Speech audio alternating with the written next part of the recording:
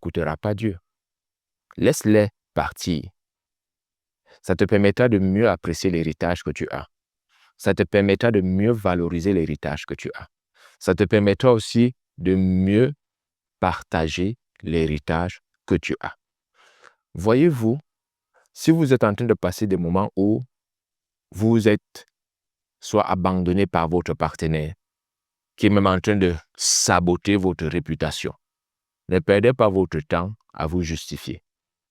Parce que si vous le faites, vous êtes déconnecté de votre héritage. Si vous le faites, vous ne connaissez même pas que vous êtes encore vous-même enfant et donc esclave. Mais si vous avez passé l'étape de l'enfance et de l'esclavage, il est temps pour vous de devenir un fils. Un fils ne s'occupe pas de ce qu'on dit de lui. Un fils s'attelle à accomplir sa mission. Jésus s'est renseigné sur ce qu'on dit. Bonsoir et bienvenue à l'actualité du ciel. Aujourd'hui, je vais vous parler de ce qui se produit très souvent lorsqu'on a un héritage. Si vous avez suffisamment épargné, votre épargne se constitue ou devient un héritage. Et lorsque vous avez un héritage, qu'il soit intellectuel, financier, matériel ou de tout autre ordre, vous devez l'assurer. Et je veux t'amener à comprendre que ton assurance encore, c'est la grâce. Quel que soit ce que tu as appris, je veux que tu reconnaisses que la grâce est une prérogative du chef de l'État ou du roi. Étant donné que tu es dans un royaume qui est celui des cieux, la grâce ne relève que du roi, qui est Dieu. Et donc Dieu fait grâce à qui il veut. Et je veux que tu reconnaisses que ce que tu vis aujourd'hui, c'est la grâce de Dieu. Ce que tu expérimentes aujourd'hui, c'est la grâce de Dieu. Cela ne vient pas de toi, c'est un don qui t'a été fait. Et aujourd'hui, nous allons lire le psaume et 2, il est écrit, 32. Heureux celui à qui la transgression est remise, à qui le péché est pardonné.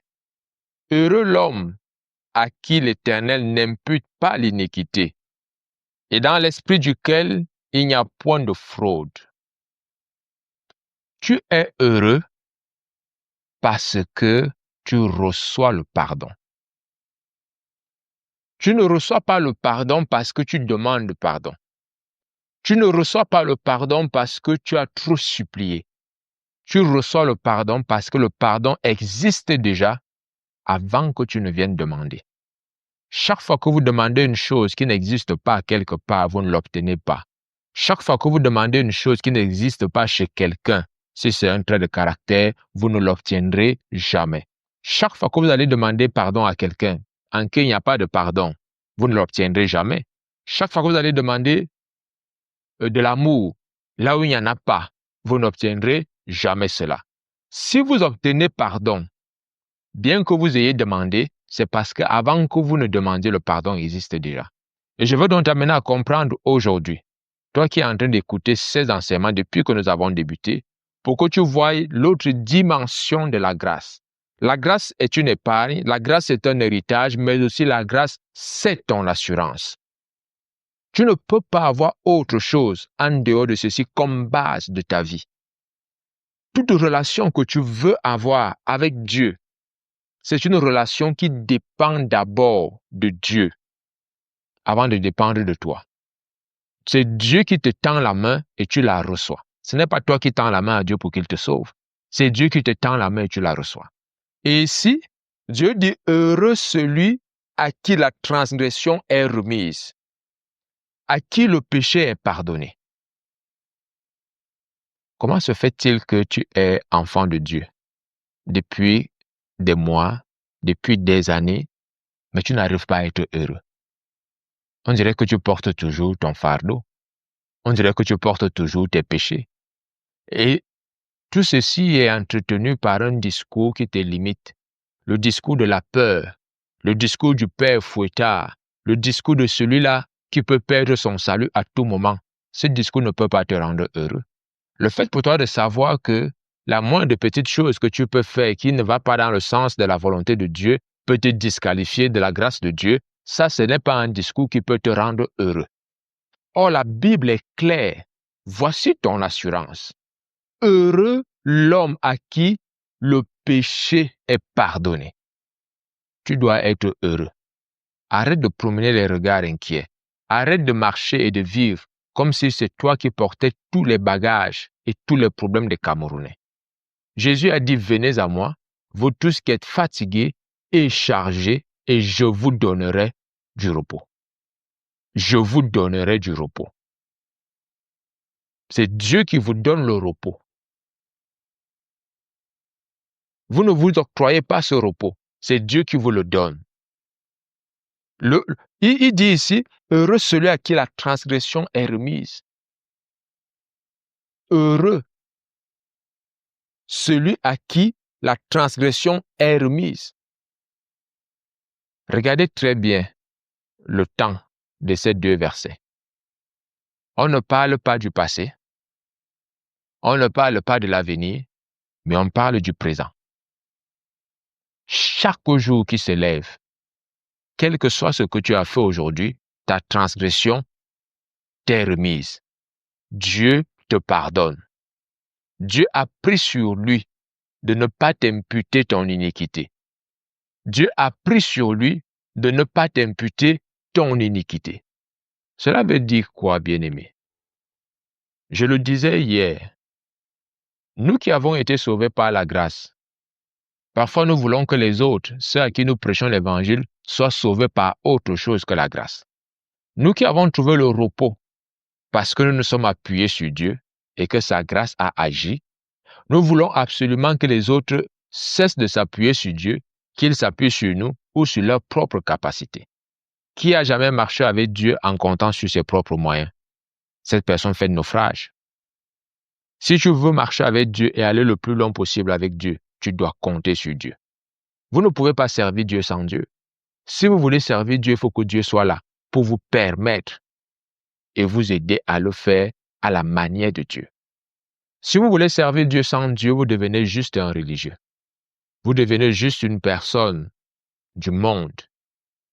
Et le paganisme qu'on retrouve aujourd'hui, il est dû au fait que les gens ont cru en Dieu, mais à un moment donné, ont dérivé vers le monde, sans s'en rendre compte, ont dérivé vers la religion, alors que Dieu n'est pas une religion. Dieu n'est pas une religion. Ici, j'aimerais te faire comprendre, bien-aimé. Je t'en prie, frère, sœur, arrête de t'apitoyer. Arrête de te saboter. Arrête de te dire que tu ne vaux rien, tu ne peux pas, parce que tu as de la valeur aux yeux de Dieu. Si Dieu ne t'impute pas ton péché, c'est parce que tu as de la valeur à ses yeux. Si Dieu ne t'impute pas ton iniquité, c'est parce que tu as de la valeur à ses yeux. Ton assurance, c'est la grâce. Ton assurance, la voici. Heureux l'homme à qui l'Éternel n'impute pas l'iniquité. J'aimerais que tu sois heureux. J'aimerais que tu sois heureux. Aujourd'hui, on veut te faire croire que ton bonheur dépend de tes avoirs matériels ou alors financiers. Mais ton bonheur dépend d'abord de la liberté de ton esprit. Ton bonheur dépend de la paix intérieure.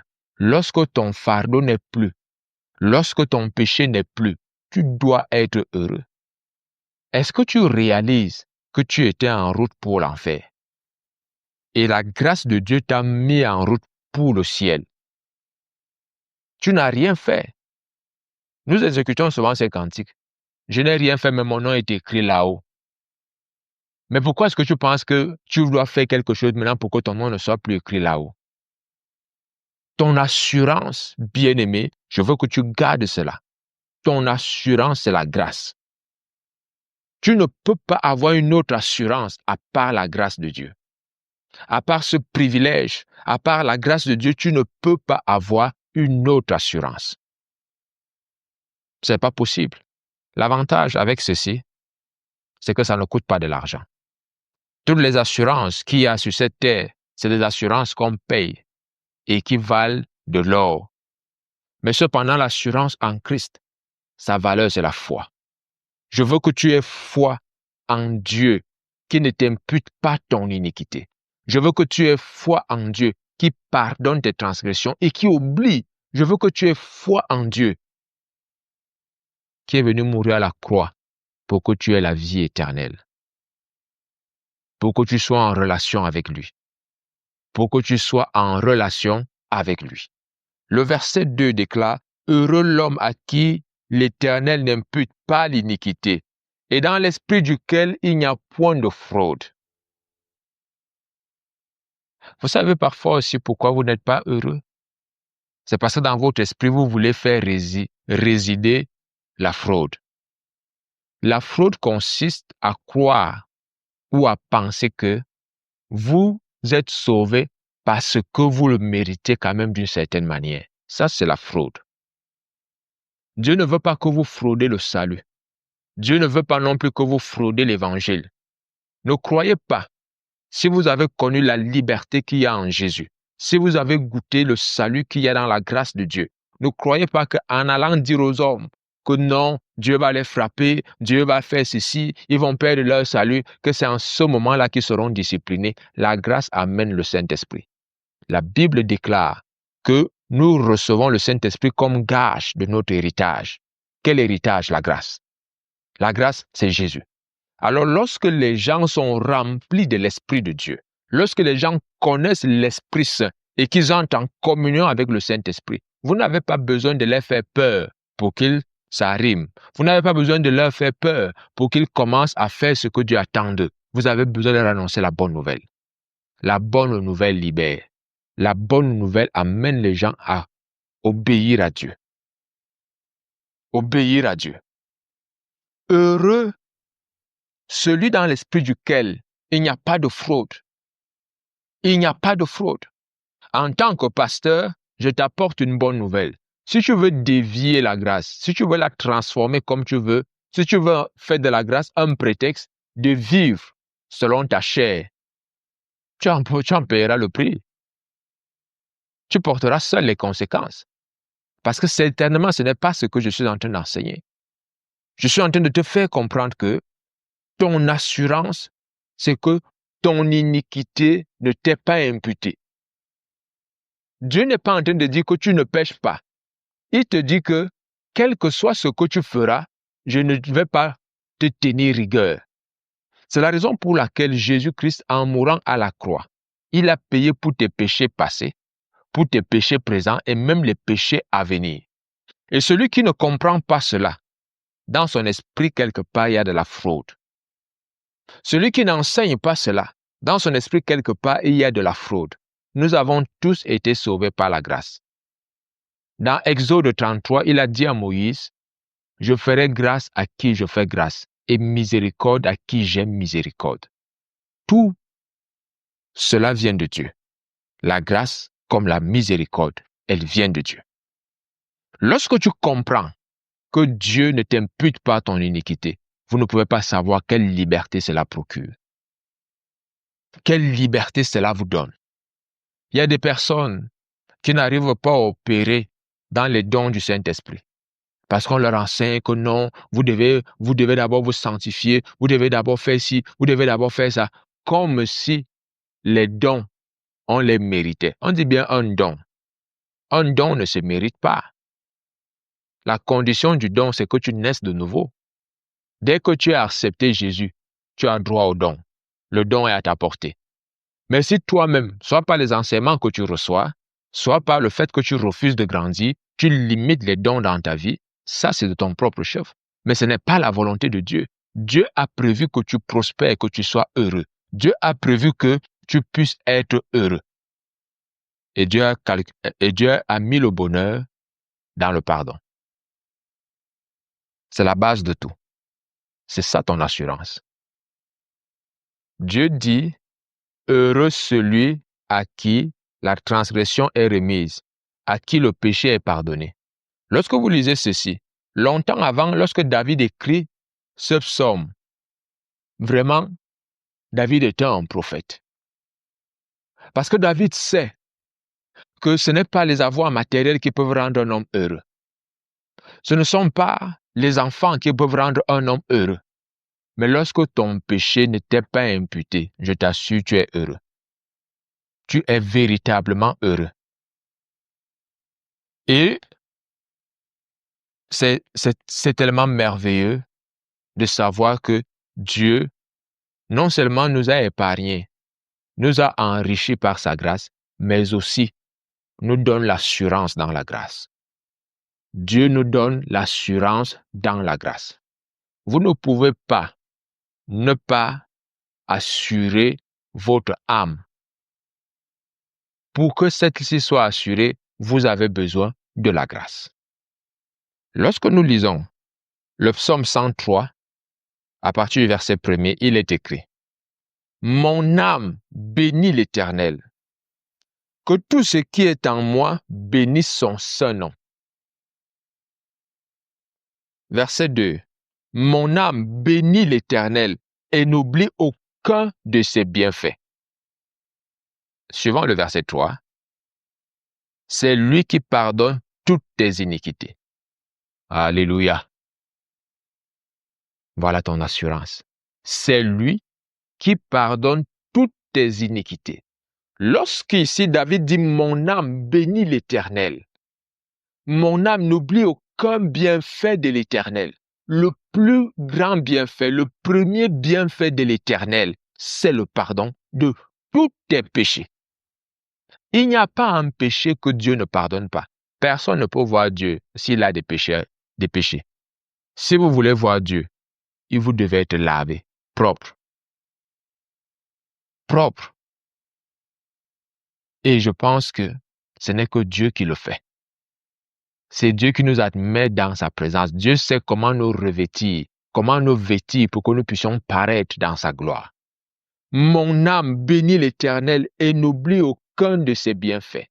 Et David reconnaît donc que le premier et le plus grand bienfait de l'Éternel, c'est qu'il pardonne toutes tes iniquités. Cela ne signifie pas qu'il faut pécher à volonté. Oh, je vais te dire, j'insiste souvent là-dessus. Bien-aimés, je vous assure, si réellement Dieu vous pardonne, vous n'aurez plus envie de pécher. Parce que si le péché ne vous a jamais fait du tort, alors vous continuerez de vous amuser avec lui. Mais si le péché vous a privé de certaines personnes, si le péché vous a privé de certains bienfaits, si le péché avait volé votre santé, votre argent, vous ne vous amuserez plus jamais avec le péché. Si le péché vous a privé d'une joie, vous ne vous amuserez plus jamais avec le péché. Et donc, lorsque Dieu vous pardonne, c'est le premier et le plus grand bienfait. C'est le premier et le plus grand bienfait.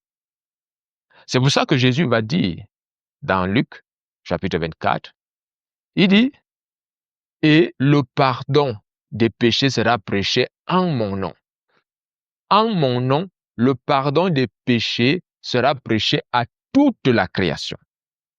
De génération en génération, les hommes auront besoin du pardon. Les hommes ne créent pas le pardon par leurs supplications ou parce qu'ils se mortifient. Les hommes demandent pardon et héritent le pardon parce qu'il existe déjà. Nous ne créons pas le pardon. Nous ne forçons pas Dieu à nous pardonner. Dieu, avant la fondation du monde, avait décidé de ne pas t'imputer tes iniquités. Dieu, avant la fondation du monde, avait décidé de pardonner tous tes péchés. Dieu, avant la fondation du monde, avait prévu que Jésus devait enlever toute saleté dans ton âme pour que ton esprit reçoive le Saint-Esprit. Bien-aimé, c'est formidable. Ce que Dieu fait est magnifique. Voilà ton assurance. Et aujourd'hui, nous voyons une église qui n'est pas du tout heureuse. J'ai l'habitude de le dire. La vision que Dieu m'a donnée, l'appel s'adresse à toi dans ce ministère. Le fondement, c'est le repos. J'observe beaucoup. Il y a des jours où je n'ai pas réunion, il y a des jours où je n'ai pas culte, il y a des jours où je sors. Parfois, je me place à l'entrée de certaines assemblées, peu importe l'obédience, et je regarde l'attitude des croyants. Et je regarde comment les croyants se comportent au quartier, au marché, partout dans les bureaux. C'est les plus craintifs qui existent. Ils sont toujours tristes, apeurés, ils ont peur de tout. Comment se fait-il? Parce que tu vois les cafards, tu as peur. Parce que tu n'arrives pas à... Si tu as des insomnies, tu as peur. Ce n'est pas le cas. Ce n'est pas le cas. Toute personne dont les péchés ont été pardonnés, c'est une personne d'office qui doit être heureuse. Et aujourd'hui, on a déconnecté le bonheur des enfants de Dieu du pardon pour le connecter aux avoirs, à savoir les voyages, les mariages, les voitures, ainsi de suite.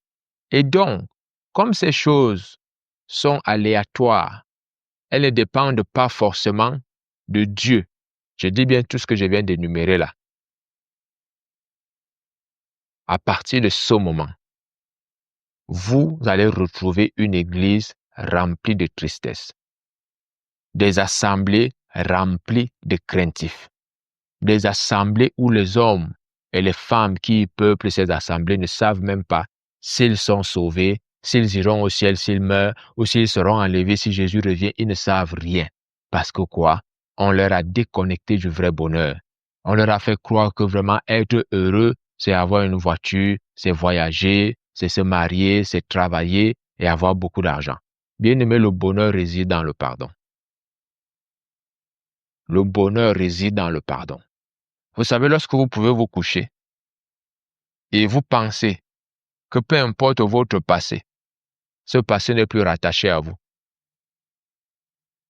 Peu importe votre passé, ce passé n'est plus rattaché à vous. Je vais prendre cette parabole dans Matthieu. Vous vous rappelez lorsque Jésus dit, à la fin du monde, alors le Fils de l'homme viendra et puis il va mettre les brebis d'un côté et il met les boucs de l'autre côté. Et il dira aux brebis, vous prenez possession du royaume parce que vous m'avez soutenu, vous m'avez donné un verre d'eau quand j'étais malade, ainsi de suite. Vous connaissez bien l'histoire. La question que je vais vous poser, est-ce que ces personnes qui ont donné un verre d'eau, qui ont visité les malades, qui ont posé des actes que Dieu énumère, est-ce que ces personnes-là n'ont pas péché? Est-ce qu'elles n'ont pas péché dans leur parcours? Vous et moi savons très bien que ce sont des personnes qui sont tombées. Mais pourquoi est-ce que Dieu leur dit prenez possession du royaume?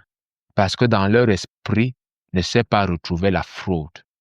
Ne laisse pas que ton esprit ne reçoive pas le salut tel que Dieu l'a prévu. Que ton esprit ne pense pas qu'il y a quelque chose à y ajouter à la grâce de Dieu. Ce que Dieu a fait est complet. Jésus a dit tout est accompli. Voilà ton assurance. Voilà ton assurance. Ton assurance, c'est que tout étant accompli, tous tes péchés sont pardonnés. Même ce qui n'est jamais venu dans ton esprit, cela est pardonné. Il est donc important pour toi, bien-aimé, dès ce jour, de sortir et d'arrêter d'avoir peur. Et d'arrêter d'avoir peur. Dieu est avec toi. Il y a plusieurs serviteurs de Dieu, il y a plusieurs enfants de Dieu qui ont mis le ministère en berne, qui ont mis leur vie en berne à cause de leur passé, qui ne comprennent même pas et qui ne réalisent pas que la grâce de Dieu qui est à leur disposition est capable de les remettre dans la course. Tellement ils ont entendu des messages que non, vous savez, il y a des liens générationnels, il y a telle chose. Bien-aimé, je vais te dire une chose. Je pense que si tu places tes regards sur la grâce, si tu t'appesantis davantage sur la grâce, je peux t'assurer que tu vas te rendre compte que les liens existaient seulement dans ta tête. Parce que le gage de ton salut, c'est le Saint-Esprit. Attache-toi à lui. Attache-toi à l'Esprit de Dieu et marche de victoire en victoire. Ici, David dit, mon âme bénit l'Éternel et n'oublie aucun de ses bienfaits. Aucun de ses bienfaits. Nous pourrons lire tout le psaume, mais on s'arrête d'abord au verset 3 et David commence. Le premier bienfait que David énumère, c'est lui qui pardonne toutes tes iniquités. C'est lui qui pardonne toutes tes iniquités. Bien-aimé, je voudrais que tu retiennes cela. Il ne dit pas que c'est lui qui pardonnera, c'est lui qui pardonne. Aussi longtemps qu'on va dire aujourd'hui, rappelle à ton âme qu'elle est pardonnée. Ton corps est en train de lutter, mais ton âme est pardonnée.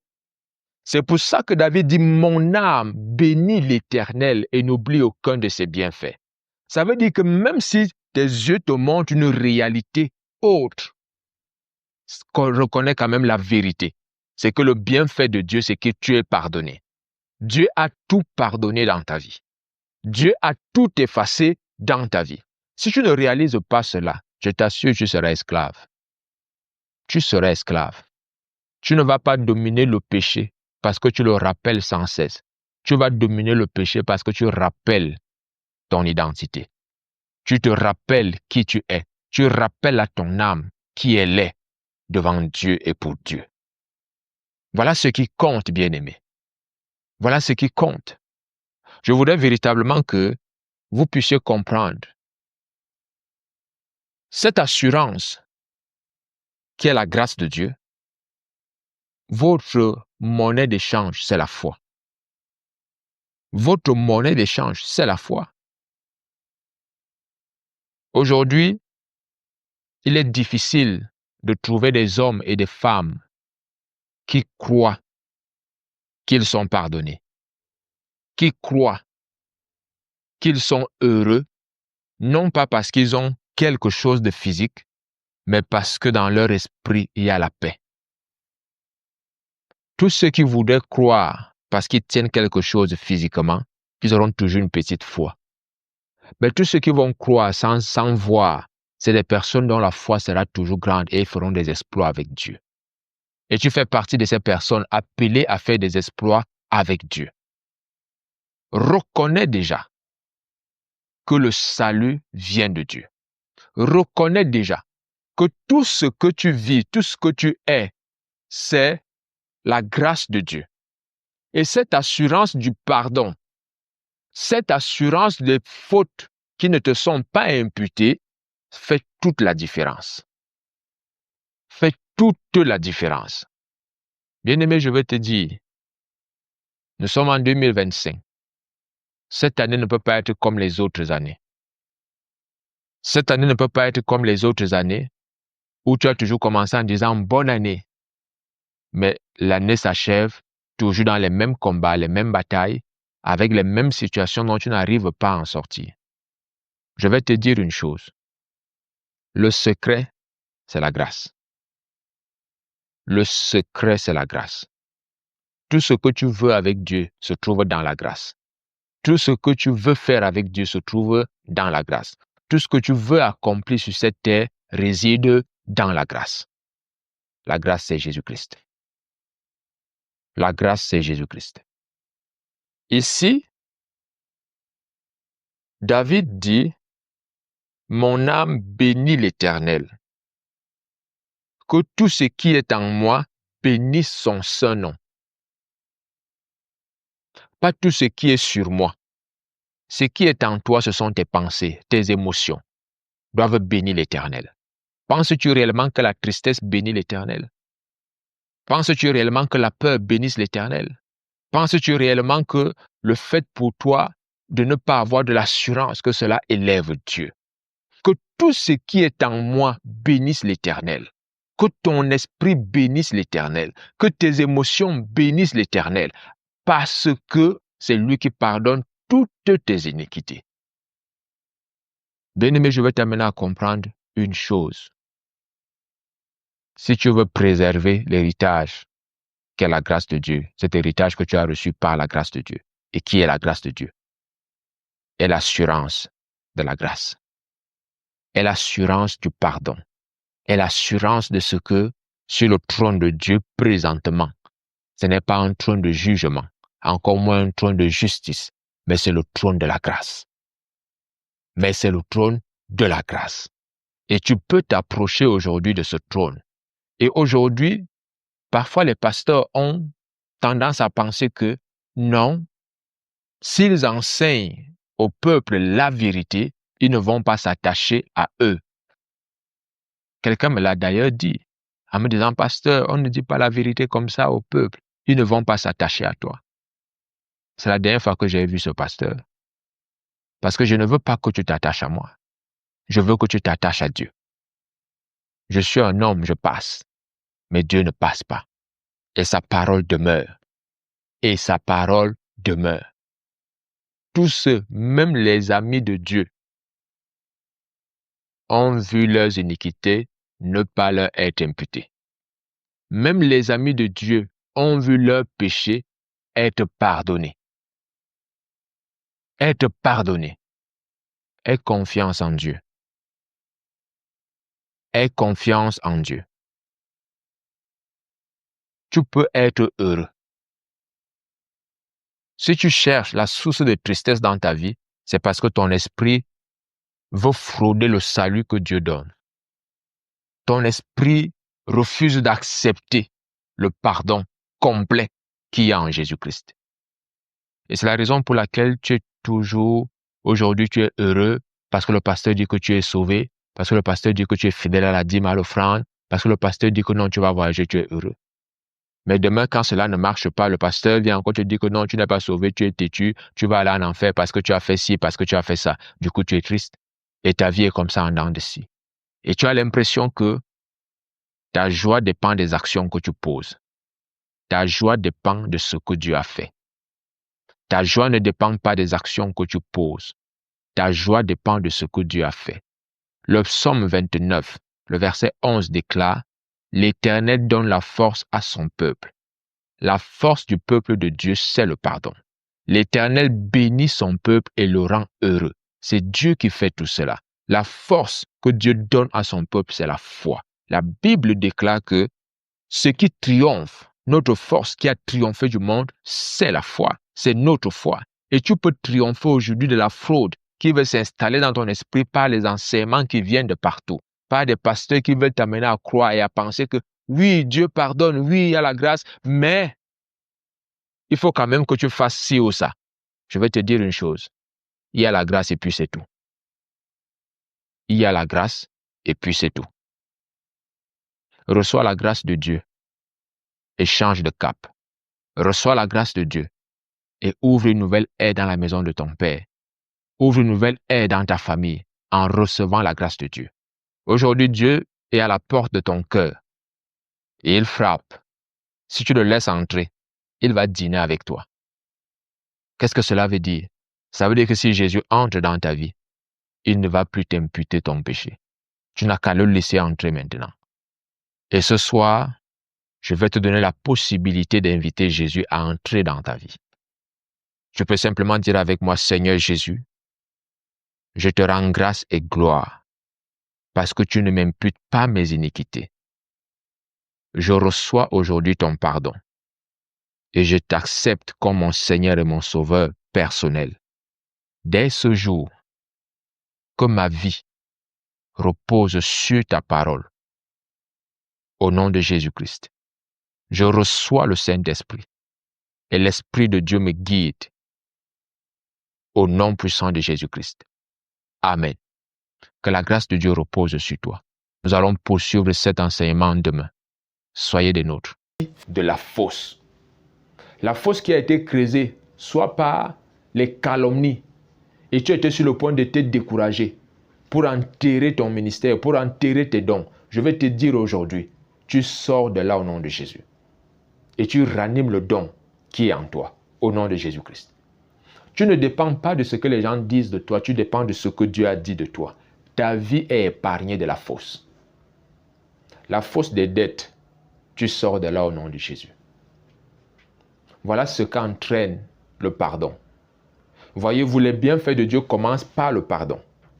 Dès que tu es pardonné, la guérison s'ensuit. La guérison mentale, la guérison spirituelle, la guérison psychologique, la guérison physique. Et dès que tu es guéri spirituellement, psychologiquement, émotionnellement, ce qui s'ensuit, c'est que toute ta vie c'est ton travail. Ta vie, ce sont tes enfants. Ta vie, c'est ton foyer. Dieu dit que cela ne descend pas dans la fosse. Ta vie ne va pas dans la fosse au nom de